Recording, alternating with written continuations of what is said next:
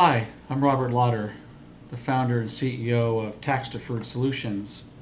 Um, Somewhere else here on the website where you found this video, there's another video that explains who TDS is. We are your third-party administrator. We're the largest third-party administrator in the state of California. We've been in business for 40 years, so we've been doing it longer than anybody else. And over that time, we've served, over 300,000 public school employees and CTA members. So we're very proud of our legacy and our history. And the purpose of this video, hopefully you watch that video first so you have an understanding of how we help you. But the purpose of this video is to talk about STRS and PERS unfunded liabilities and how that's going to impact you at your retirement and what you can do about it. So first of all, just to make this simple, this video is going to kind of go back and forth between seeing pictures of me and pictures of what I'm doing here on my iPad. And in looking at my iPad here, all I did was I opened a browser and I typed in Cal STRS unfunded liabilities, and this is what popped up. And the first thing you see is a chart, and this chart ends, right past 2016, starts in 1976, and you can see that Cal STRS pension program has been historically underfunded, and this is the percentage of funding that it has. So 100% funding would mean I have all the money I need. And you'll see here that between probably 1999 and 2001, that was the only segment, that actually STRS had enough money to fund all of its liabilities. Well, what's a liability? Well, a liability is a pension payment to a retiree. So the liabilities are all the retirees that are already out getting pension payments, and then it's then all the employees that are going to retire, and when they retire, how much money are they going to need? So if it's an unfunded liability, they've done all the math and figured out, oh, by the time somebody retires, there's not going to be enough money there. So obviously, if you have that much unfunded liability, that money's got to come from somewhere. It's going to have some impact. So if I go back here and I just read the article of where that came from the Legislative Analyst's Office from the California Legislature's Nonpartisan Fiscal and Policy Advisor. So these guys advise the state legislature, and they're non-political. And you can read this report, you can download it, and that's where the chart came from. And you can see all kinds of amazing information about Cal STRS. For example, from 2015 to 2016, those liabilities jumped $21 billion in 1 year. Wow. So going around the internet here, there's some other things that we can look at, like here's Public Policy Institute of California talking about the California pension plan problem, and in here it says that STRS has it had a $62 billion valuation. Since this has been written, it's jumped up, and I'll show you those numbers in a couple of minutes. So look, there's plenty of information for you to go and see that things are not going well since the early 2000s for STRS and PERS, and in a minute we'll talk about that. Here's another article. This is out of the Mercury News. It says Cal PERS about to bury taxpayers, cities, counties in more debt. We're going to talk about that in a minute too, because where do you think that money is going to come from? How do you think we're going to make up the shortfall of all of our retirees' retirement and pension plans? I'm going to have you look at this chart here with me I drew for you, and there's a couple of really interesting things in here I think help you understand the impact and what you can do about it. Well, first of all, if you look up here, the STRS and PERS liability are combined of $234 billion shortfall. Wow, it's a staggering number. 97 billion, almost 100 billion of that is the state teachers retirement system alone, and there's another 137 billion that's the public employee retirement system. So what I've done here is I've drawn a kind of a diagram of an income retirement gap analysis. This isn't exactly what one looks like when we do it for you. We have a lot more pages and a lot more data, but this kind of gives you an idea what we look at. So when you retire, the highest salary you ever received is going to happen more than likely at that point near retirement. And then when you do retire, you're going to get your pension income. And your pension income is always lower than your salary was. And so there's a gap. And this is the first gap that we look at here, is this gap between what is your pension pay and what were you earning. There's always a gap.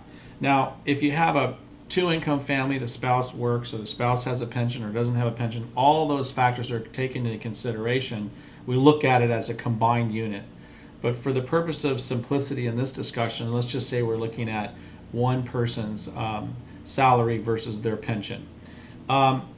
Well, interestingly enough, you know, you have to also take into consideration that there's something called inflation. And if we use a simple round number like 5%, that means every 10 years you're going to have a 50% increase in the cost of living.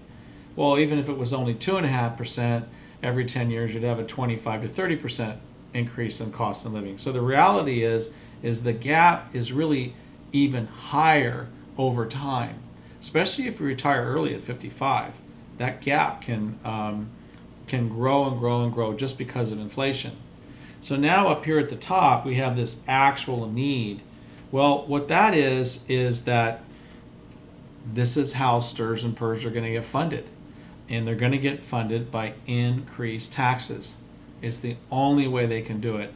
The state is going to send some of that liability down to the school districts, and school districts can tell you, you can check in with your school district, they'll tell you this is true. They're going to have to start paying more money into the pension plan on your behalf. And then also the state is going to increase taxes. So property taxes are likely going to be on the increase. Sales tax is going to be on the increase. Income tax could very well be on the subject for increase. There's no other way, because governments and districts don't earn money. They tax money, and they use those tax dollars to pay the cost of delivering education to our children and to pay our education system teachers and employees. So if you read further on the internet, you'll find out that, you know, many of the analysts that look at STRS and PERS, you know, they simply don't believe that the outlook is that good. They don't believe that the returns are going to get better. Let me put it to you that way. So this is a problem that you're likely going to have in your retirement, and this shortfall is going to put a pressure on the value of your money. Because as a percentage of your income, you're going to get taxed, and you're going to have more taxes as a percentage of the money you spend and the money you make. So how do we fill the gap? We fill the gap with these supplemental retirement programs that your school, employer, your district has provided for you, and most of you are familiar with them. That's 403B, 457, and the less well-known 7702 program. What are these numbers all about? Well, they're just IRS codes.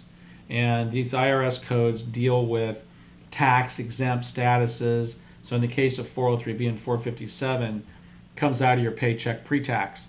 But all the income that you would receive off your savings in 403B, 457, just like your pension, are 100% taxable.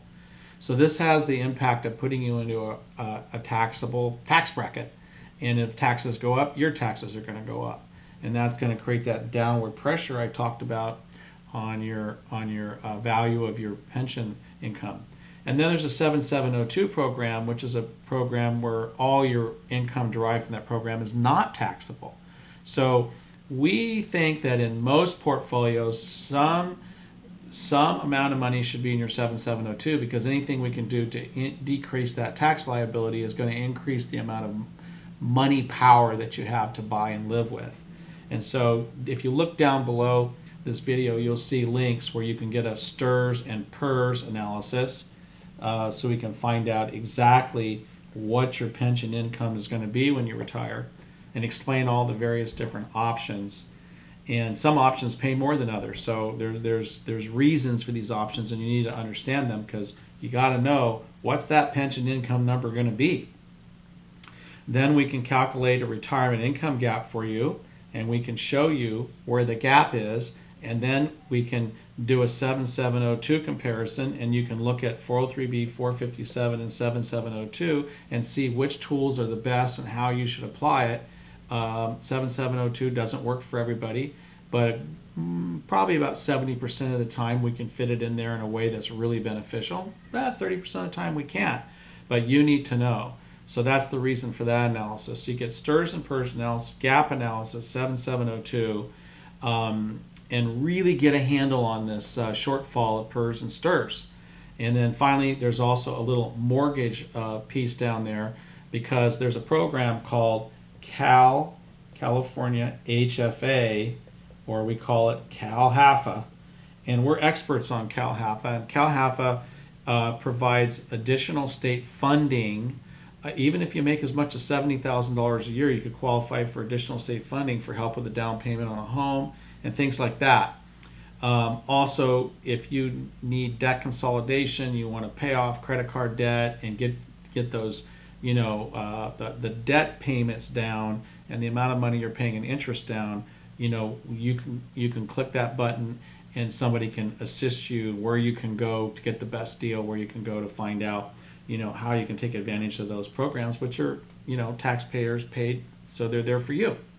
So hopefully, even though there is this huge $134 billion shortfall, hopefully you see that it is going to be resolved. I don't think we're not going to pay our retirees, but I do think you're going to have an increase in cost of living and an increase in taxes more than probably most people anticipated. So I highly encourage you to take advantage of our services. They're free. Your employer pays for them. The vendors in the state of California pay for them, so you might as well take advantage of it.